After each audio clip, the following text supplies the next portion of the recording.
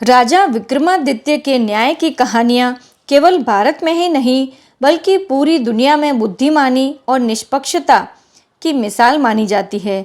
आइए इस प्रसिद्ध घटना को और अधिक विस्तार और बारीकियों के साथ समझते हैं।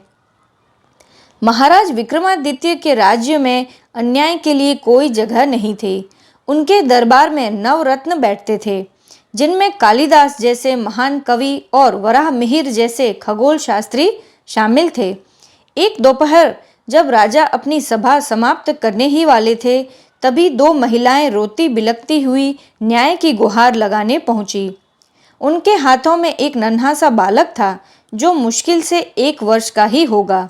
सभा के बीच में खड़े होकर पहली महिला, जिसका नाम मंजू था, वह बोली, महाराज, यह बच्चा मेरा है। मैं इसे नहलाने के बाद सुला रही थी, तभी इस औरत ने इसे अपना बताकर छीनना चाहा।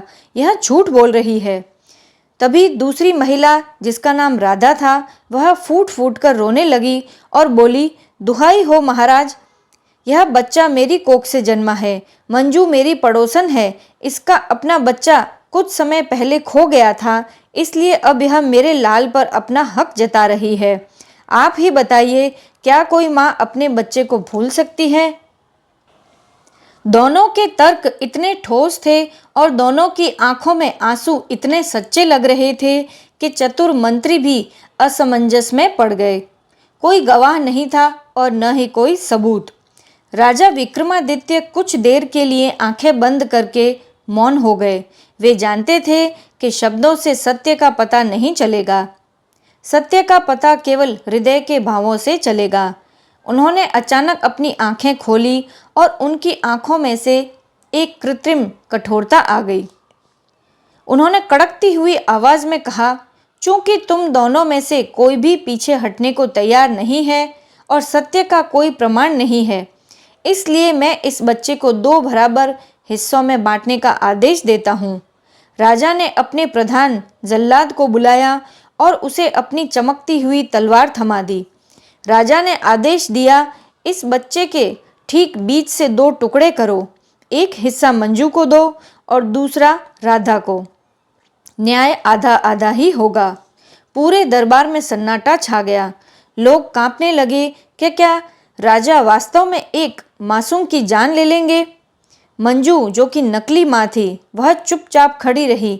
उसके मन में ईर्ष्या थी। उसने सोचा, अगर यह बच्चा मुझे नहीं मिला तो इसे भी नहीं मिलना चाहिए। कम से कम आधा हिस्सा तो मेरा होगा।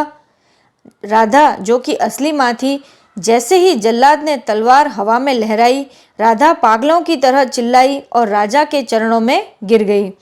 वह चिल्लाकर बोली, रुकिए महाराज, मत मारिए मेरे लाल को। मुझे यह बच्चा नहीं चाहिए। आप इसे मंजू को ही दे दीजिए। मैं इसे कभी नहीं देखूंगी, कभी इसे नहीं छूऊंगी। बस इसे जीवित रहने दीजिए, इसे मत काटिए। तभी राजा विक्रमादित्य के चेहरे पर एक संतुष्ट मुस्कान आ गई। उन्होंने जल्लाद को रुकने का इशारा किया और खड़े होकर बोले, असली माँ वही है जो अपने बच्चे की जान बचाने के लिए अपना अधिकार तक छोड़ने को तैयार है। ममता का अर्थ अधिकार जमाना नहीं, बल्कि समर्पण और रक्षा करना है। राजा ने तुरंत आदेश दिया कि बच्चा राधा को सौंप दिया जाए और मंजू को कठोर कारावास की सजा दी जाए, क्योंकि उसने न केवल झूठ बोला बल्कि एक मासूम की हत्या की बात भी स्वीकार कर ली थी। असली माँ ने रोते हुए कहा कि बच्चा दूसरी स्त्री को दे दिया जाए ताकि वह जीवित रहे।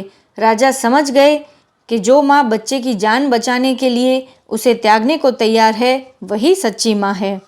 इस कहानी से हमें क्या शिक्षा मिलती है? सच्चा प्रेम हमेशा दूसरे के हित की सोचता है, अपनी जीत की नहीं। जहाँ गवाह और सबूत खत्म हो जाते हैं, वहाँ मानवीय स्वभाव की परख ही न्याय का सही रास्ता दिखाती है। राजा ने धैर्य रखा और ऐसी स्थिति पैदा की जिससे अपराधी का मुखौटा खुद ब खुद उतर गया।